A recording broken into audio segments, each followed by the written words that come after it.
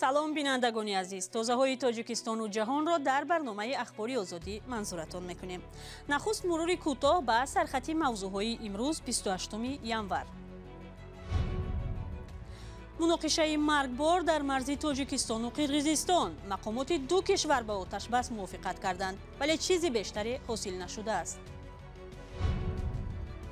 назаре аз душанбе, шориҳони тоҷик мегӯянд буҳрони равобити Русия бо Украина ба иқтисоди Тоҷикистон ҳам таъсир хоҳад гузошт.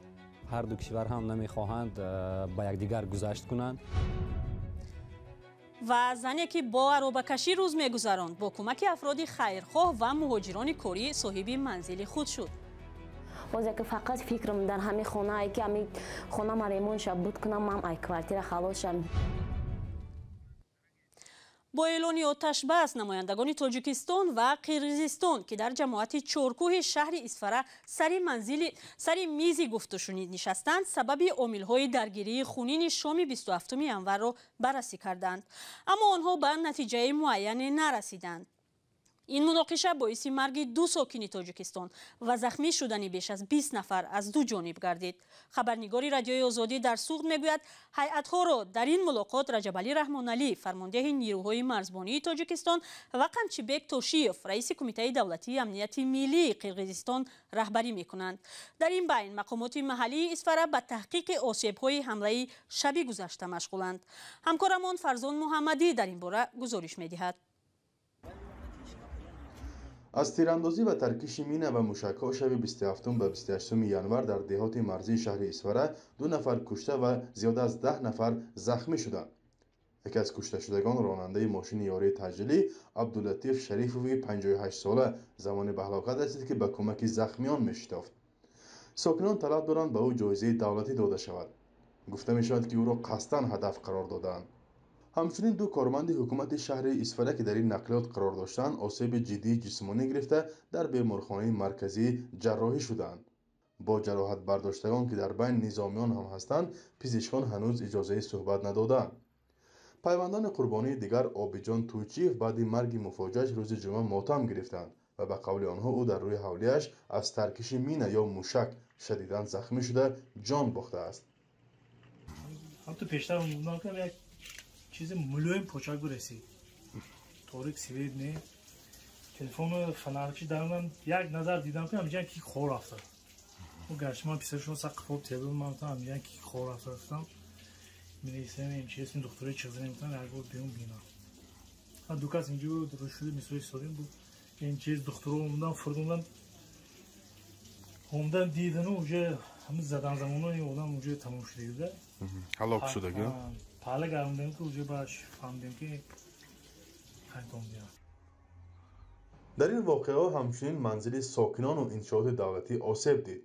ба гуфтаи сарони ҷамоати чоркӯ танҳо дар ду деҳаи ин ҷамоат хоҷаи Ало ва Сомониён ҳудуди 20 ҳавлӣ қисман ва пурра хароб гардида, ҳамчунин як бунгоҳи тиббии деҳаи Сомониён, мошини ёрии таъҷилии беморхонаи марказӣ ва як нақлиёти шабакаҳои барқии ин минтақа осеби ҷиддӣ диданд. ҳамчунин ноқилҳои барқӣ низ канда шуда ва нисф зиёди аҳолии ин ҷамоат тақрибан як шабонарӯз бебарқ монданд. низомиддин Бобоев сокини деҳаи хоҷаи Ало ва чанд зарардидаи дигар ба Радиои Озодӣ нақл карданд ки ҳодисаи тахриби ҳавлиҳояшон чӣ гуна сурат гирифт. мо ҳама хонанда будем қити оила ҳама хонанда хоначаро шитиги будем соати ҳами 8:30 ҳами байни 7 то 8 овия ҳама хел ҳодиса рӯй дод торик این سر هم بینیم که همه جا هم خیلی شکستگی و لنگول سنایرات زدگی اینجا با مینامیات کتی سیما کنده شدگی همه جا اسکولکا دیوالو تریزه و خانوب هم زدگی اسکولکا روز دوی شب مینامیات که زد و بیخواه بیدیم و عدران داگیتر یعنی سهر کشتیم 5 سال تقریبا چند در خانه سوخته خوب؟ یک در خانه همش پانی سوخت. در اینجا در شفنیر و سروی تنی نوام بود، پر لیبوسوی نوام بود، رسیب من میبراتی که پلوم بود، پلوم سوخته برای در همیشه شیشتی من. تقریبا چند پول به ضرر دیده کن از روی حسابای خودتان؟ در حسابای خودم ساعت پولم بود من بلیت میگیتی بودم بلیتم اسپی نکردم نمایستگیم پولم سوخته رفت 100,000 روبل. زدوخوردی مسلحانه در سرحد تاجیکستان و قرقیزستان شام 27 ینور پس از آن روی داد که مقامات دو کشور یکدیگر را به راهبندی گناهکار کردند. مقامات دو کشور نیمه شب گذشته درباره آتشبس کامل در مرز خبر دادند. طبق این موافقه هر دو جانب نیرو و تکنیک‌های اضافی را از مرز بیرون میبرند. شاهراه بادکن اصفهان را میکشند و در مرز پاسبانی مشترک تشکیل میکنند. فرزان محمدی، رادیو آزادی، شهر اصفهان. مناقشه مسلحانه روز 27 ینور در مرز تاجیکستان و قرقیزستان به اندیشه برخی از تحلیلگران ادامه نیزهای مسلحانه و پرخشونت اپریل سال 2021 و بیانگر سیاست فشار و ناآمادگی به گذشت در علامتگذاری مرزی مشترک است. مناقشه اخیر مرزی 9 ماه بعد بی‌سابقه ترین زدوخورد مسلحانه در سرحد تاجیکستان و قرقیزستان رخ داد. مناقشه‌ای که در تاریخ استقلالیت دو همسایه کشور از چند جهت از جمله استفاده اسلحه و شمار قربانیان بی‌مثل بود. نظر تحلیلگران در گزارش خیرامان بقازاده. کارشناسان تاجیک نیزهای مسلحانه شام 27 ینور در مرز تاجیکستان و قرقیزستان را ادامه‌ای برخورد نظامی 9 ماهی پیش در همین منطقه عنوان می‌کنند. به قول عبدالملک قادرов کارشناس تاجیک، جانب قرقیزستان در حادثه‌های ماه اپریل سال گذشته تلفات بیشتر داده بود. طول این مدت به گفته او نیت قصاصگیری خود را با هر راه و وسیله نشان می‌داد. او همچنین طلب استعفای قمچیبک توشیف رئیس کمیته امنیت ملی قرقیزستان را از سوی تعداد از ساکنان این کشور سبب دیگری سرزدنی درگیری در مرز با تاجیکستان می‌داند.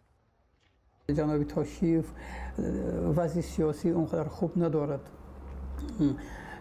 ولی با همین راه با آراستن یک جنگ و خرخشه در سرحد با تاجیکستان نیت داشت که افکار عموم را از قضیه خودش به دیگر طرف جلب کند و با همین راه مثلا وضع سیاسی خودش را باز بهتر کند. قادرov در طول چند ماه آخر خریداری سلاح و لوازمات جنگی، طیاره‌های بی‌سرنشین از سوی قرقیزستان و شرکت این بی‌سرنشین‌ها در مناقشه شام 27 ینور را دلیل آمادگی پیشکی جانب قرقیزستان به یک درگیری نو می‌نامد. تعداد دیگر از تحلیلگران رویدادهای اخیر را به آن ربط می‌دهند که پس از مناقشه 9 ماه پیش هیچ پیشرفت در گفت و شنیدهای دو جانب به دست نآمده است. یعنی اونجا چند پهلوی خیلی مهم وجود دارند که توپا هم نشدن. یکمش که یگان شرطنامه بسته نشد باید با استفاده راه میانی ورود به اصفهان. اینچنین یگان شرطنامه بسته نشد باید با استفاده مشترکی ذخیره‌های آبی و زمینی و باید با دیمارکاسیا مرزها یعنی ثبت کردن مرزها میان دو کشور در همین منطقه یگان پیشروی دیده نمی شود از همون پاکستان. راه حل قضیه مرزی میان تاجیکستان و قرقیزستان را تحلیلگران تاجیک تنها در مذاکرات می‌دانند، اما به قول آنها نه با شیوه‌ای که طول این سال‌ها ادامه دارد. چرا نه؟ هست، امکان پذیر هست، اما باید کارشناس‌های از هر دو جانب نفرایی که از اونها وابسته است حل قضیه با یک موافقه بیایند واخورند مسئله ها به طور جدی زینه به زینه حل خودش پیدا کند. به نظر من اگر همین سبک همین شکل اگر ادامه کند از بودگی هاش با بدتر میشد و بهتر نمی شود. اگر در شکلی بسیار جدی با یک اراده سیاسی مستقیم از هر دو جانب این مسئله راه حل خودش پیدا نکند. تاجیکستان با قرقیزستان 970 کیلومتر مرز دارد که 519 کیلومتر آن تعیین و علامت گذاری شده است. به دلیل پررو مشخص نبودن این خط مرز بین ساکنان دو کشور با بهانه‌های گوناگون نیز سر میزند. در مناقشه ماه اپریل سال گذشته 36 شهروند قرقیزستان و 19 شهروند تاجیکستان کشته شده، از دو جانب زیاده از 200 کس مجروح گردید.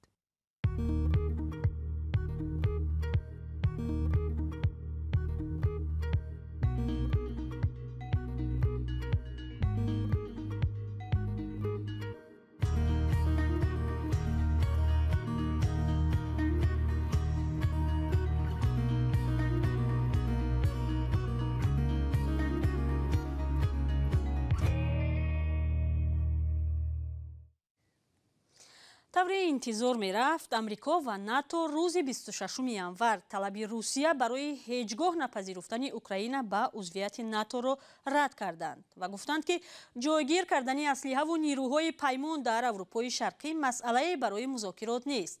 аммо дипломатҳо мегӯянд имкони муколама ва баҳси мушкилот аз роҳи осоишта вуҷуд дорад. аммо ҳоло суоли матраҳ ин аст ки оё танишҳои равобити русияву украина ба тоҷикистон таъсире дошта метавонад? гузориши Барот Юсуфӣ дар ин бора аст.